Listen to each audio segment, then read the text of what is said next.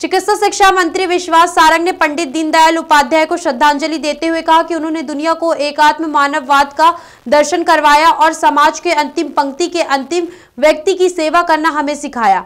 हम सब उनके बताए हुए मार्ग पर चल रहे हैं। उन्होंने आगे बोलते हुए कहा कि कुशाभाऊ ठाकरे की जन्म शताब्दी पर भारतीय जनता पार्टी ने सुचिता और स्वावलंबन की नई परिपाटी को शुरू किया है और इस संकल्प के साथ ही समर्पण निधि की शुरुआत भी की है। आज हम सबने पंडित दीनदयाल उपाध्याय जी को श्रद्धा सुमन अर्पित किए।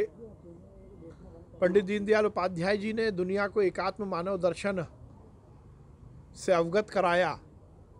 समाज की अंतिम पंक्ति के अंतिम व्यक्ति की सेवा करना, अंत्योदय ही हमारा लक्ष्य है, ये हमें सिखाया। व्यक्ति की क्या कुछ कर्तव्य हैं, किस उद्देश्य से हमें जीना है और खासकर राजनीतिक क्षेत्र में काम करने वाला व्यक्ति किस उद्देश्य, किस संकल्प के साथ जिए, ये सब पंडित जी ने हमें सिखाया। उनका एकात्म मानव दर्शन आज के इस युग में दुनिया को अलग दिशा देने वाला दर्शन है।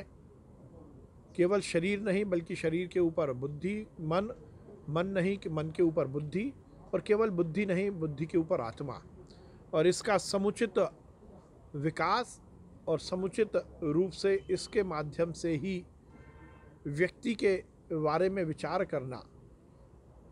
हम सब निश्चित रूप से पंडित जी के बताए मार्ग पर चल रहे हैं। आज हमने उन्हें याद किया और उसके साथ ही कुशाभाऊ ठाकरे जी की जन्म शताब्दी वर्ष में भारतीय जनता पार्टी ने शुचिता और स्वावलंबन की नई परिपाटी को शुरू किया है। इस देश में राजनीतिक क्षेत्र में शुचिता आए और रोज़मर्रा की ज़िंदगी, रोज़मर्रा के कार्यक्रमों को जीने के लिए पार्टी स्वावलंबी बने, इस संकल्प के साथ समर्पण निधि कार्यक्रम की हमने शुरुआत की है। भारतीय जनता पार्टी का कार्यकर्ता, हमारा समर्थक आर्थिक रूप से हमें सहयोग करेगा।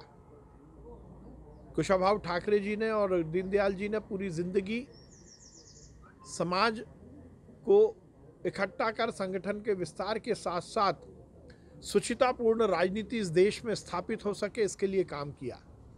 और इसीलिए कुशाभाऊ ठाकरे जी की जन्म शताब्दी वर्ष में हमने ये सुनिश्चित किया है कि हम अपने आर्थिक